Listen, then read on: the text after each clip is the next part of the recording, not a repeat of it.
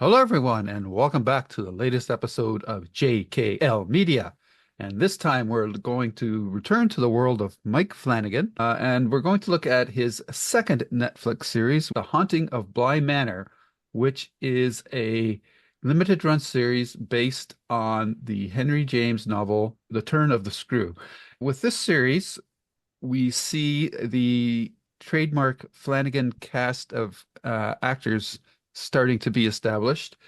We have some returning actors from The Haunting of Hill House, most notably uh, Victoria Pedretti, Oliver Jackson Cohen, and um, Henry Thomas, as well as uh, I don't know if I'm going to say their names yet because that's going to be spoilers. Carla Gugino is one of them, but there's some more, but we haven't been introduced to them yet, so I'm going to leave them off the list. Wasn't the Carlo, isn't she in the very first? She's the Yeah, narrator, isn't Yes, she? Yeah. yep. I So, urge you not to go to Wikipedia for this. yeah, Okay. it has some of the DNA of the first series, but it's a much denser series in that it takes a non-linear approach to the storytelling. So we've had a opening segment, looks like a wedding, what do you call it? Practice reception party going on, and so we meet a whole cast of characters there, and then Carla starts to tell us this ghost story, and then we jump to Victoria Pedretti, who's playing a teacher, an American teacher who's in England. We don't know at this point, but she's been there for 6 months. She's looking for work, and she ends up getting this job as an au pair. So this establishes itself very quickly as a gothic horror romance type story in the true sense of the word because it's a very English setting. Uh, every character that we're introduced to, including the children, have a backstory that we're learning slowly as the series begins. So it's probably not as accessible a series as his other ones in that aspect. And I think this is probably the, one of the least liked series that he's done. Not because of the quality, because I think it's a top-notch production, but I just think it's a little more inaccessible due to the structuring of how the episodes are presented. I have a question, Lou. What Sure, was the first series? The Haunting of Haunting Hill of Hill House. House. Okay. Yeah. And is there a reason why? Because it's confusing the different hauntings. Is that They are he's they're doing a supposed to haunting be trilogy? they are supposed to be in the same universe, Okay. completely separate. Okay. Yeah, I don't know if they were maybe at one point, maybe whether this was a Netflix that edict or what, that they Okay. were trying to create like this franchise, the Haunting of Okay. franchise, but for whatever reason, um, it the naming convention was used again in this Okay. series, and I think it's a bit of a distraction to be honest, but Yeah. it is what it is. Second go through for the series, Jesse's first go through, and Karen's watched it partially. And we're doing the first two episodes, The Great Good Place and The Pupil. And it's going to be difficult for me as the host to guide this discussion because now that I'm watching it for the second time, I'm seeing things really being foreshadowed in these episodes. But you didn't you you'd be lucky to catch a lot of them because this is a dense series and there's just so many characters that you're trying to wrap your head around, and they're all off in a certain way or not. They all have these weird foibles that we're trying to parse out in the context of the show and against each other. So first impressions, Jesse, I'd like to get yours. I think I've set the table already for how the series has been generally received. Is that how you're feeling about the series so far after two episodes? I am not a fan of horror, and I one of the things I liked about Midnight Mass is you weren't sure it was a blank story till you're two or three episodes in. And I think that worked for it. And so that's why I'm not saying it's a blank story, Hmm. because if someone has not seen Midnight Mass, I recommend it strongly. Yeah. And I think part of the reason it works well is you don't know that you're going to watch a blank story till you're into it, and then you go, oh wow, that was cool. Mhm. So I knew this was based on The Haunting. I knew it was some kind of ghost story. Our heroine, our lead character, is very likable. It's Danny, right? Yep. Correct. Yeah. She played Yeah, Nell in the first Haunting of Hill House. yeah. I did not know her from anything else, and I really like her. And I feel I'm worried for her. This feels very gothic, and that's another thing I'm not necessarily a fan of either. So this setting is not in my wheelhouse, though, and the creepiness of the story is a little off-putting. So far, I'm not finding my hook yet that makes me. And I was looking at IMDb, and it says a bright-eyed English en pair hopes to make a difference caring for two orphans and a grand English manager, yet the feeling of dread is undeniable. And I agree with that statement. The feeling of dread on both of these episodes is hanging the same way that this feeling of dread is there from the moment you start the episode till you turn it off. Okay, Right. was it the pressure? No, the not feeling of dread, the smell Oh, of the okay. pressure cook, the smell, the whole house smelled. And So you're that's what I'm saying. getting that. Feeling of Okay. it's there, not this the same way the feeling of dread, the way your senses are being overloaded with Got it. smells of cooking where you're cooking cookies, right? They Yeah. say that Oh, you take vanilla and put it in the oven if you don't want to make cookies when you're trying to sell your house, because exactly. this is not an enjoyable feeling. It is just this sense of dread. That Mhm. it has an atmosphere about it. Yeah. I love it. How about you? Yeah, I told Lou that I wasn't far into this, but in watching these first two episodes, I realized I was quite far into it when I stopped watching. I'm gonna have to also tread very carefully. I know a lot of the things that have been foreshadowed. I know a lot of the things that are being foreshadowed in these two episodes, and uh, I can say, seeing it, this is only the second time I've watched it, and I do notice a lot of those things that I missed the first Mhm. time through. And I'm Mhm. like, oh, they did drop that in. Mm. And also some of the background things that I'm picking up that I'm not sure that Jesse picked up at all, because there are a few background things. Flanagan loves to do that. Yeah. He loves to put little Easter eggs in. And it's mostly for people that watch it more than once because you don't pick up on it the first time around. So, yeah, I'm already in. I was already in when you proposed us watching this because, okay, not only because I like Mike Flanagan stuff, but the turn of the screw is something that I went to see the play. I guess it was in high school, I think. And it's always a story that has resonated with me, and not in a way that seems familiar, but just like oh, yeah, I remember seeing that. And it was Mhm. cool the first time I saw it. And Henry James is a really talented author. I also want to mention, because Lou didn't say it, but I'm sure he knows, this is the overarching story is based on A Turn of the Screw, but each episode is based on a short story by Henry James as well. It's like his Edgar Allan Poe series, that there's elements dropped in from other of Edgar Allan Poe's stories, and the same here with Henry James. I love how he does that because it is making a completely original story that is a tribute to a certain author, and that is brilliant. I think, I don't know how he does it, but it's very cool. I am not familiar with Turn of the Screw. Yes, it would. Oh, Yeah, Yeah. definitely. Yeah. okay. So I think the best way to approach this is just to talk about the characters Yeah. and Yeah. what we're thinking of each of them.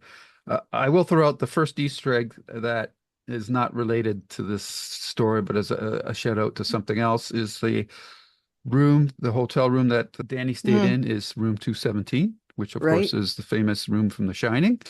In the movie it was Ah, 237, but in the Yep. book it was 217. So that did, was a nice little Easter egg that I didn't catch the first time, but I caught did this not time. know that. That's Yeah. kind of cool. Yes. Let's start with Danny because she's obviously the main character. And she's in England. We don't know why. And she's got a problem with mirrors. Jesse, what do you think about Danny? Yeah. So it appears she keeps seeing some kind of vision in the mirror, Right. right? It's like she's being haunted either by a memory or an actual true ghost specter that's behind her, right? Mm. And she is aware of it enough that when she sees it, she immediately shuts the mirror. Not a, oh my God, what is that? But it happens enough that I get the feeling this happens a lot to her, Hmm. that she is being quote unquote haunted by this image. And I don't mean as in she is being pursued, not haunted as in it's a ghost, but it is something that she can't shake. It's following her, and I don't know what that is, and I'm interested exactly what could that be. I Okay. love that you have that take, by the way. Okay. Yeah. Hmm. Um, I'm gonna press you a bit more on that point, Sure. Jesse, because there's something in the second episode that I think helps clarifying what that is all about. I do not have When to the little be. girl is going through Danny's belongings, she Yeah, pulls out it's some, glasses. and Yeah, in the reflections, it's pretty visible. So, I did not okay, catch shoot. anything about Sorry. that. Okay. No, no, please tell me so that I can watch No, the next. not, Do they make it explicit down the road? Yeah. Oh, yes. yeah. So, I see, did that's a not catch problem. that. Yeah. No, I'm glad. Yeah, because there's just, Maybe again, just keep that in mind. just keep it in Okay, good. mind. Yeah. Okay. Um, uh, so we've got her. Um, This is interesting. Um, I will tell you one of my favorite scenes okay. in that first episode is her interview, and Right. then afterwards all of us, I, I won't speak, but for me, I'm going to talk just for me. I would love the idea of to be unofficial, off the record with someone interviewing me and call them on their shit. Mhm. Yep. Sounds like nobody is good enough for this position. And I loved that scene. I'm curious about why is I don't want to be called very often, like there's a distance from his nephews, and it almost feels like it's a sense of obligation, not love, even though he Right. says here I love about my nephew and niece. I don't know if that's necessarily the case. Right. Right. And Okay. I love what he's mentioning. Yeah. Let's talk about the kids. What do you think about those kids? I don't like either one. Really? Yeah. Oh, No. they're perfectly splendid. Yeah, just the idea of when Flora is talking about and don't leave your bedroom, Yep. you go, okay, maybe she's trying to warn her, a good thing. And then I'm like, then why don't you tell her? What is so bad that you can't tell this? And this feels like a little bit of a warped Hallmark Christmas movie trope, right? That the nanny, the ampere comes and the children don't like them and she ends up winning them over. That's a common Yep. holiday Hallmark trope. Au pair, but the daughter or son of the love interest. It's a Yeah, huge trope. I am very confused about. And then you got that creepy, it's not a real doll. It looks like this voodoo doll. And Danny's trying to, oh, yeah, I guess this is good. So I don't get Flora at all. And Miles is a serial killer waiting to happen. Mm, I really? just, yeah, and you skip to two, he kills the bird and then says, yeah, I just wish I'd done more. Right. And you often don't get, usually priests are played as not very sympathetic characters. Hmm. And so Jim Paddock playing Father Stack was such what you want a priest to be. Yep. Someone who Yeah. cares about the children. He's trying to push them as a teacher. He's doing, and to have him keep giving, I'm gonna give Miles the benefit of the doubt. I'm giving Miles the benefit of the doubt till Miles do it. Now I understand why, as you said, this is a very timey-wimey series. For some reason, he's got to get back home. And I don't know if that's to support Flora, to protect her, or what. But that is, you saw him. Oh, what's his face was injured, so he couldn't go to show. Okay, I'll follow the tree to get injured. And Right. I didn't get injured enough. Now I'm stuck with an arm. What do I have to do? And it's almost like the story by the same guy who did the Gift of the Magi, that this guy wants to get arrested because it would be he'd get in a warm jail. It's winter, and that Right. would get him in a warm jail cell and Yeah. get him food. So this kid wants to go back because he needs to. So he's doing all that actions and that behavior. But I do not find them either one likable or charming, and I almost feel like they're children of the corn at this point. Yeah, I see that. That's very good. Didn't you, with the second episode, like when you saw Miles' behavior turning, did the payoff of the letter that the other boy found, did that help you in any way with that episode? Yeah, I knew why he was doing this from the beginning. Oh, okay. I wasn't surprised. I knew that Uh, he was trying. When the guy talked about, oh, is something happened to Fred or whoever it was? They go, no, Fred injured himself. He's going to be joining us shortly. I felt like that Miles had like, that's how I can get home. This is how he got back to where he was right. episode one. I was a Yeah. little confused about that at first. Okay. So I knew why he was doing it, but Mm, just the killing something for no matter what the reason you're trying to get home seems to be a little extreme. Yeah, okay. that's a red flag, right? Yeah. It is destroying you've killed a living being. You haven't vandalized a house, or you haven't gotten drunk on confession on the Eucharist wine. It just, that seems, I don't at this point can think of any reason why it's that important to get back home Okay. to kill. Now, maybe Flora's life is in danger and he has to, and that's the only way he could do. But I don't get they did not sell to me yet why that's so important and they had to do that. Okay. So Okay. Karen, what do you think of the kids? Yeah, I like that you inferred that from. We saw that he got the letter early in the episode, right? We Yeah. just didn't know what it said. I do the payoff, and the drawing was weird too, I have to admit.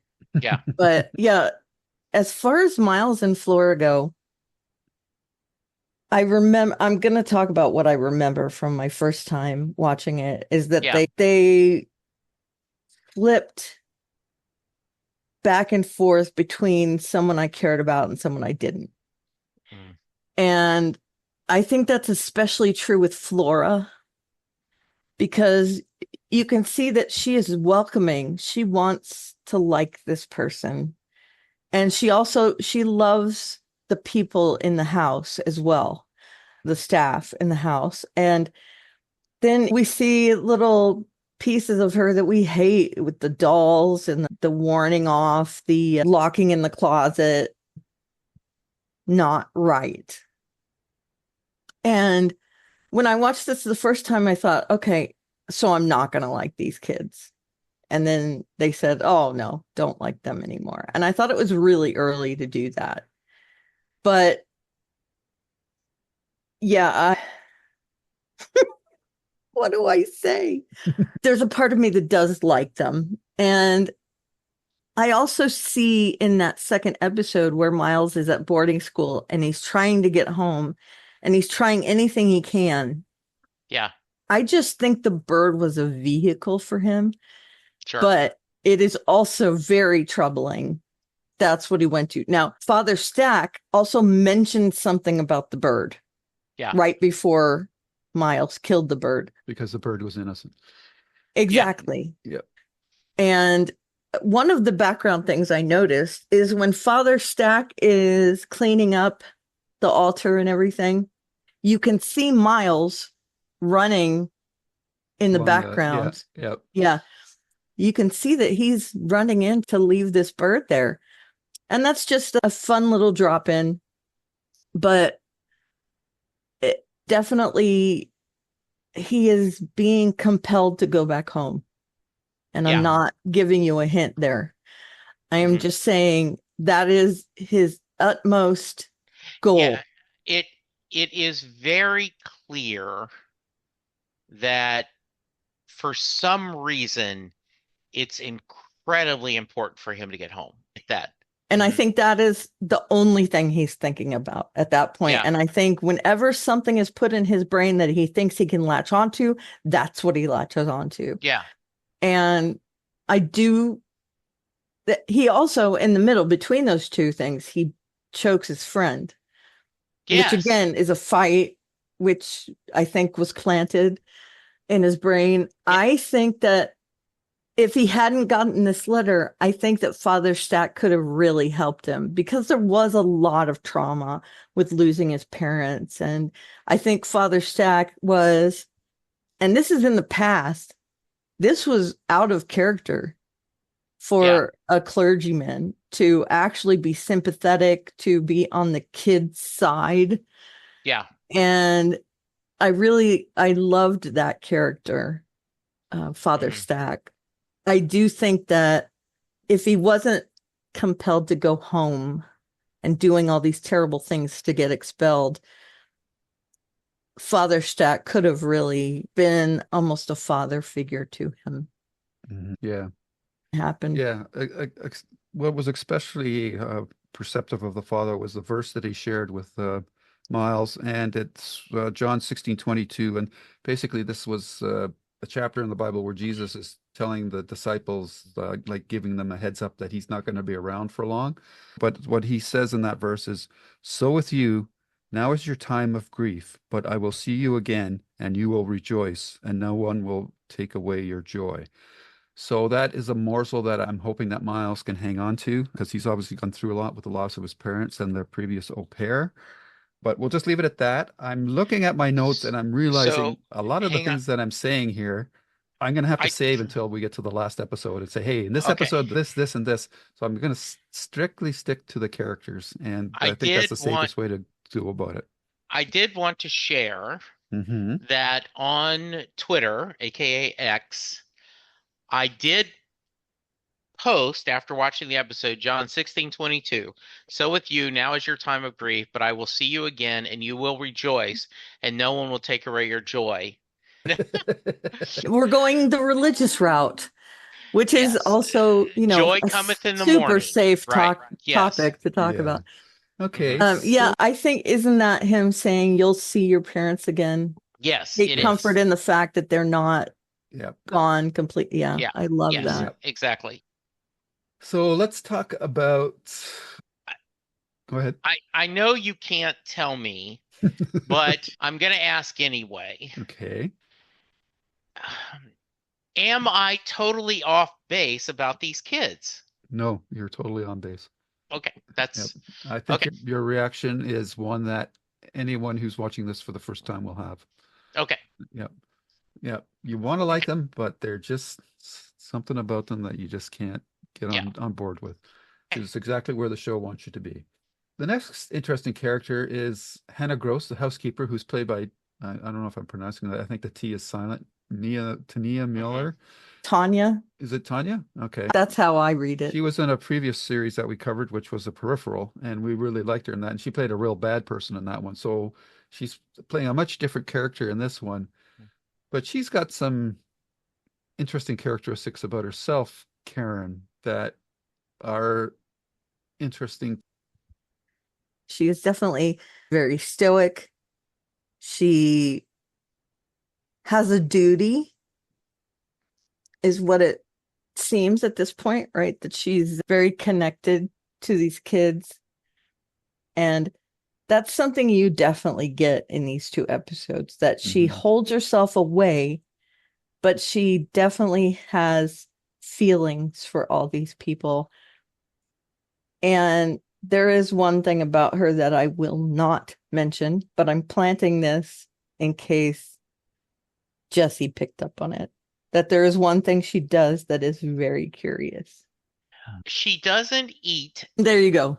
Thank you. And so I'm going, Or is she a drink. Yeah, is Yeah. she a vampire? I don't think she's a ghost. I don't think she's a spirit because everyone else sees her unless you do that. But my first thought was, okay, if you're watching a horror movie, you see someone doesn't eat or drink, so she knows she's not an android or a Yep. robot. So vampire or Okay, what's I going have to on? say, she's not Yeah. a vampire Okay. because we already had that in the Mhm. other in Midnight Mass. Yeah. Yeah. But that's my first thought was Right. she doesn't eat, she doesn't drink, she's going to bed early. All right. So there's something odd about her. She talks about not sleeping. So there's always something odd about everyone in his stuff, right? Yeah. There's always something odd. Mhm. Whether they're a good guy or a bad guy, there's something that we wonder about them. Why? What is their motivation for this? And I think that is brilliant. That Yeah. it makes us really want to see where it goes. I'll just mention 2 points as food for thought. One is I see what you did there. one is with her in the chapel, and the other one is her seeing the crack in the kitchen wall. Those are 2 things to bear in mind. That there's Yeah. something about them. Yeah, but I'm not going to go into specific details about Nope. the scenes because as soon as I Nope. do, then boom. All right, Yeah. so that's her. And then the other major character that we have is Rahul Kali, who was in Midnight Mass and played the police on the island. And he's Owen Sharma, the manor's cook. And he also has something going on. We first met him, he picked up Danny from the hospital and drove her to the Bly Manor. But he had ambitions to be something else, and he's come back home because of his mother, and now he's a cook. What are your thoughts about him, Jesse? I realize he's had less screen time than anybody, but he's there. You're a little concerned about we haven't heard him talk about his mother. We talked about his mother, we haven't seen her. It seems a little strange. Everyone feels like they have secrets in this house, right? Yeah. So you're wondering what we get the mysterious phone calls that, if the wrong person calls, hang up. It does feel like he's hiding something there. So I'm not sure what's going on with him, but I absolutely feel something is going on with him. And because we have the whole idea of something's happening that we don't know. Yeah. So Okay. do you find him likable? So far, he's likable. I think partly is because I remember the character from Midnight Mass as part of it. Yeah. And I loved him in iZombie again. Dimension iZombie. So good in that. And Yes. he is a great guy in that. And Yes. I feel like if that's a way to be typecast, that's amazing. Just a good guy, right? Yeah. I feel like he was the most likable character to me when I watched it the first time. So I wanted to know how you felt about it. I really like the gardener. Oh, yeah. Yeah, I like her a lot. She's my favorite character. Okay. I like that very much. Mhm. All right. Beyond that, we have Henry Thomas as Henry Wingrave. He's the uncle, correct? Yes. Yeah. Okay. And I Played just by Henry Thomas, yeah, who I love, like. Yeah, I just love the fact that Mike Flanagan's resurrected his career because he's been invisible ever since E.T., but he's really had a chance to shine as part of the Flanagan cadre of actors, and I just appreciate it. I wonder how hard he had to work on his English accent. He does a pretty good job, I think. Yeah, I agree. And I wonder, by her telling her truth to him, they end up saying, hey, she ends up getting this job. Right. And I think that's really interesting. Yeah. Yeah. Okay, so now I'm going to just pick some elements that I don't think they're too spoilery, because Okay. they've been presented so often throughout the episodes. Obviously, the little dolls that Flora Hmm. makes are very Yeah. interesting, especially the one that's under the dresser at one point, and then later on ends up in the basement.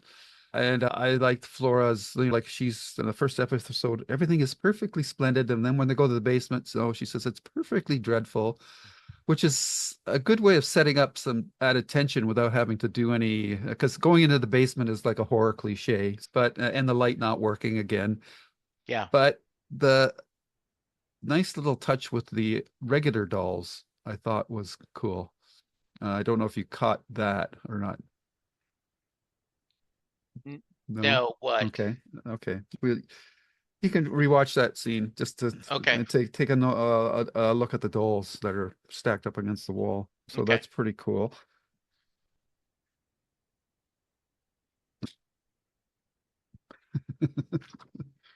Yeah, there are things that happen there that Yeah. come into play later. Yeah. Another very curious thing about Flora Hmm. that happens there. Yep. Yes, you are. Yeah. You mean the dropped phone calls? Yeah, I have no idea what there's something going on with there, absolutely. Hmm. But I don't know. And it helps to feel that sense of dread. There Yep. is a sense of dread just overall in this series. Yeah. I also want to mention when Danny is seeking, Hmm. Hide a and seek. lot of things Yes. happen Yep. during that. When she's Playing hide and seek. She's trying to find playing them. Zeke's. There's so many things that happen that I was like, oh wow. Should I rewatch that sequence? You can You Okay. can. if you want to. Okay. Because I guess what I'm coming down to it, I'm just realizing I should have added this as a character right off the bat, is Bly Manor itself is a character, a very big character. It's a beautiful set design in the inside, and a lot of interesting knickknacks. The paintings, obviously, are of great interest, especially the ones in the closed wing. And in the closed wing is where, out on the parapet, Danny saw something. Uh, and later on in the window at the end of the episode as well. So there's that. Any general comments about paintings and money footprints that you guys want to make? There is this, as we talk about the sense of dread, you and she's seeing something. And what's confusing to me is what she's seeing in the mirror and then also what she's seeing in the window, right? She keeps saying that she's seeing a man. And they're like, there's no man. So I'm a little confused about the two visions she's seeing, and I'm Hmm. not sure what that means and we're going for, right? Okay, sure. Uh, yeah, it definitely has a presence Hmm. and the atmosphere inside that house, and especially like the lighting. It sometimes seems like there's almost a fog in the house. I really like that. And we're not watching The Haunting of Hill House, at least not yet, but there's a similar vibe to Yeah. that Hmm. house as well. Uh, It's so atmospheric. He does that again in Midnight Mass with the Hmm. church. I feel like the church is that Hmm. amalgamation of creepy and also beautiful. I really do love that he does that. There were certain places in the Edgar Allan Poe series that seemed to lean towards that, but I think that it is used so effectively in these two, Haunting of Hill House and The Haunting of Bly Manor. It is used not only as a setting, but as a vehicle for the story. And I love that he does that. Again, you can see the brilliance in his storytelling. Every detail is meticulous. Hmm. And he not only picked a great setting, he also set it. Someone sets a house in order to sell it. They put Yeah. furniture and things in it. Hmm. He creates that with paintings, with pedestals with a vase on it, with Yeah. the way the kitchen is laid out, Yeah. the just everything. And we see in different rooms and when they're inhabited and when they're empty.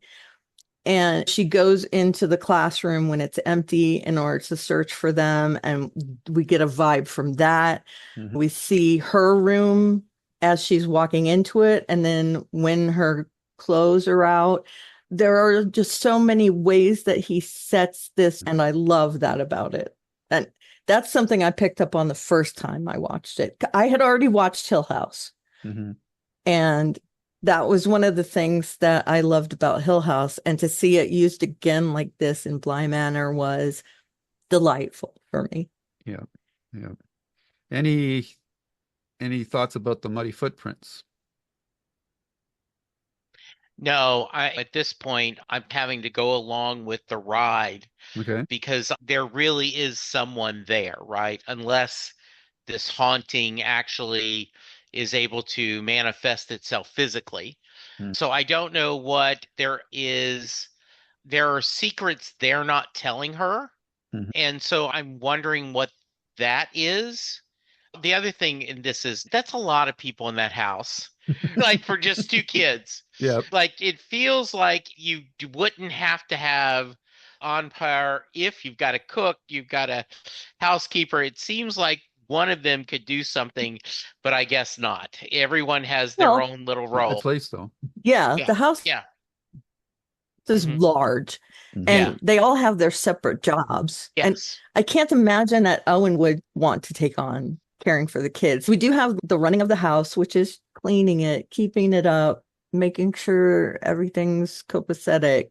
So Yeah. she has a large job. And then Jamie, that garden is huge. So she definitely has Yeah. a job that fills her day. And I can And see where it I would need that many people, right? I do not quite understand the flat he destroy a rose bush because it looks like he just cut roses off. And I Mhm. don't understand that why that would make you so unhappy. Mhm. Yeah, Um he yeah, did a he mess broke there.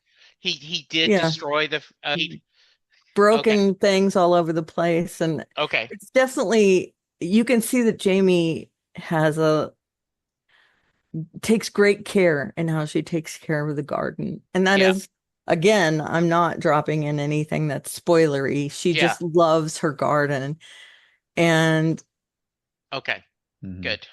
There's Okay. there's one other aspect I want to touch upon because I know when I was first watching it, I was wrestling with the kids in the aspect, are they fighting against something or are they with something? There seems to be a bit of push and pull because the one scene that really stood out to me in the second episode was during the hide and seek where Danny opens up the jewel box with the picture in it and it starts playing that music. Yeah. And the little girl, Flora, singing it too. And then from behind her, we're hearing something else singing it. And I'm going, that's a ghost or something or Right. whatever. But then she turns around and she goes, shh. So it's okay. Like well, what is it? which side of the fence is she on? Did you pick up on that, Jesse? Maybe I'm going too spoilery here, but that No, was no, pretty blatant. and that's one of the reasons why I can't tell who they are yet because I can't, are they victims? Hmm. Are they willing? I can't find, it doesn't feel like they're they feel like both victims and accomplices at the Right. same time. And Mm. you aren't sure what that's supposed to be. Yeah. Uh, as we get in further into the series, we'll start to be able to open up about things will Yeah. start to fall into place. I'm hoping that you're intrigued enough to continue watching the series, and Oh, absolutely. I just think that overall, I am a big horror fan, so I find that Mike Flanagan really does a great job of making you care about the characters even while there's weird stuff going on, especially like in Midnight Mass and The Haunting of the Hill House. I think it's much more, you get much more grounded with the characters first, whereas in this one, it's a little bit more doing one one in one hand and the other in the other hand at the same time, which I think is why this one's a little bit harder to digest. But it's like that for listening to two different Springsteen songs. One could be really slow, another can be really rocking, or any Yeah. artist that you can think of. So it's just a different flavor of storytelling. And there's a reason for everything. There is a reason for everything, and I do think that the payoff in this series is probably more poignant than any of the others. Just keep that in mind as you keep Might continue. be some tears later on. Yeah. And I do think I have enough faith that we may pick things that the other person doesn't enjoy, but we always pick something that we like, right? Mhm. So yeah, I'm enjoying it. Okay. All right. Good, I'm glad. Mm-hmm. So Now, let me ask you a question, Lou. Mm-hmm. When we get to the end of this, if Jesse really likes it, could we move on to Hill House? We've already done Hill House. No, we did No. Midnight Mass. And I'm Yeah. worried about Oh, we should have how done Jesse will we should have take done Hill that. House first. Yeah, there's nothing in that impacts Bly Yeah. Manor. That will be up to you guys. I'm in for Hill Storytelling. House Yeah. if we decide to do that. Yeah. Because I think that's my favorite of his series. Okay.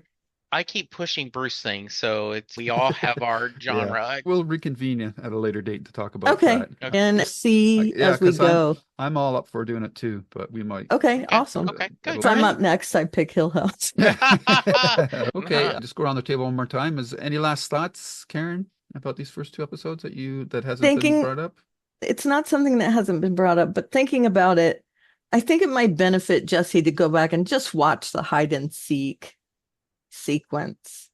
It's not mandatory. Okay. You already understand what happened there, but there are some really weird things that go on that you might see. And it's very strange him choking her, because we had seen him choke the young man.